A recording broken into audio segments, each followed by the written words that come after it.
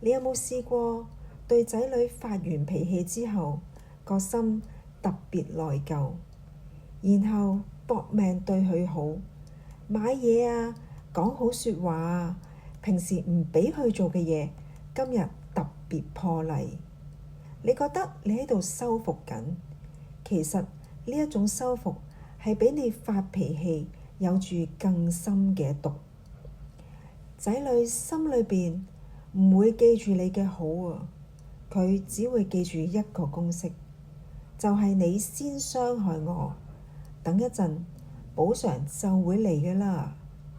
佢帶住呢個公式慢慢長大，以後有人傷害咗佢，事後對佢有少少好返啲，佢就覺得呢一個係愛啦。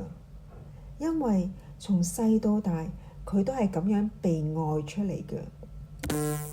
咁我哋發完脾氣之後應該點啊？我哋可以同佢講一句：啱啱我大聲鬧你，係因為我壓力太大啊，唔係因為你做錯咗啲乜嘢。對唔住啊，將你嘅情緒同埋佢嘅行為分開。講完咗之後，唔好再追問你原唔原諒我啊？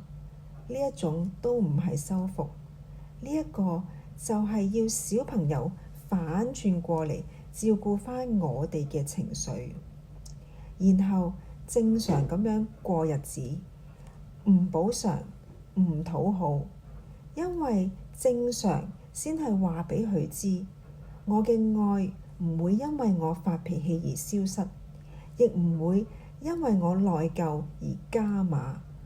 呢一份愛無時無刻一直都在。